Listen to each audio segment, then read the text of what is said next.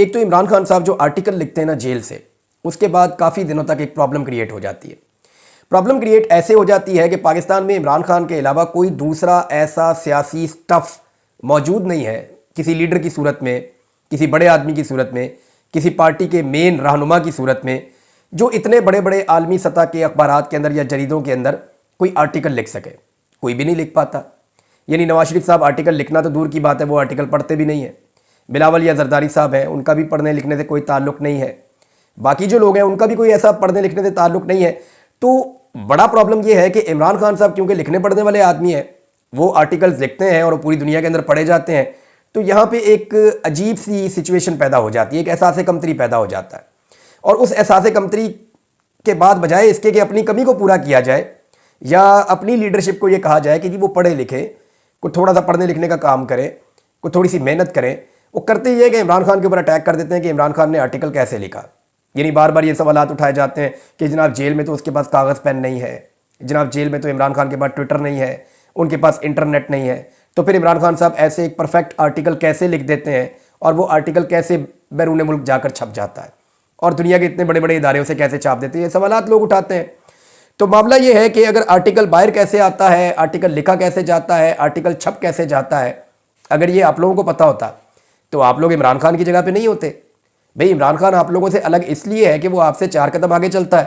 جب عمران خان صاحب باہر آ جائیں گے تو آپ ان سے پوچھ لیجئے گا کہ جناب آپ آرٹیکل کیسے لکھتے تھے اور کیسے وہ پہنچتے تھے اور کس طریقے سے وہ انفارمیشن جو ہے وہ پاس آن ہوتی تھی اور کیسے وہ عالمی سطح کے بڑے بڑے اخبارات کے اندر، جریدوں کے اندر چھپ جاتی تھی. جب باہر آئیں گے تو پوچھ لیجئے گا. فی الحال ایک مرتبہ پھر شوکت خانم کے اوپر حملہ شروع کیا گیا ہے. دیکھیں یہ ہر سال ہوتا ہے، جب بھی رمضان المبارک آتا ہے تو لوگ چیریٹیز کرتے ہیں. رمضان المبارک میں دل کو بڑا کرتے ہیں لوگ، مسلمان خاص طور پہ. تو رمضان المبارک کے مہینے میں لوگ کیونکہ عطیات اور صدقات زیادہ کرتے ہیں تو ہر دفعہ عمران خان صاحب کے سیاسی مخالفین شوکت خانم کے اوپر اٹیک کر دیتے ہیں.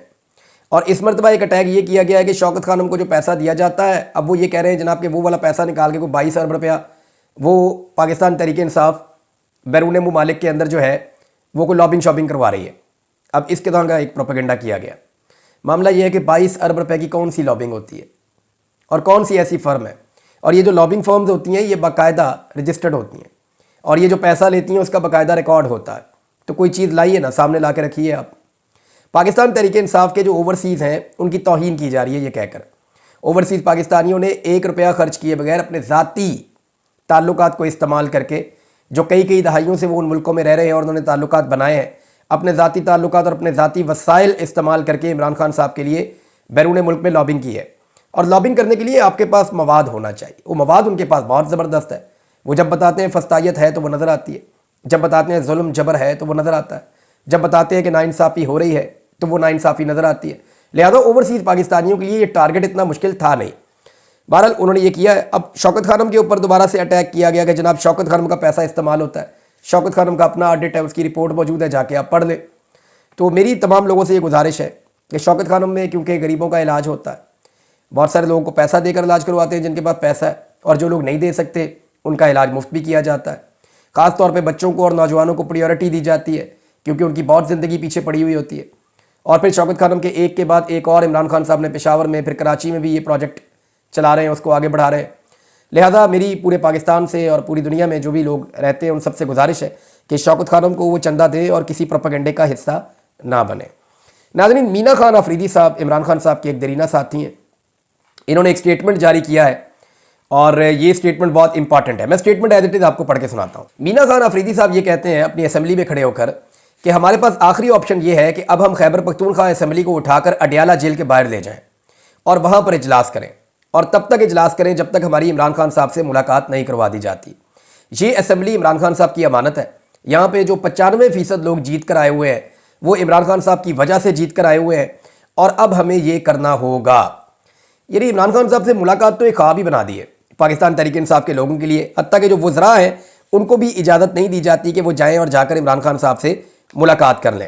فیصل چودھری صاحب نے ناظرین ایک دعویٰ کیا ہے، اور اس دعوے کی حقیقت کے بارے میں نہیں جانتا، لیکن یہ دعویٰ بہت بڑا ہے. فیصل چودھری صاحب یہ کہہ رہے ہیں کہ الیکشن کے بعد یہ طے ہو گیا تھا کہ پاکستان تحریک انصاف کو پاور میں کسی صورت نہیں آنے دینا.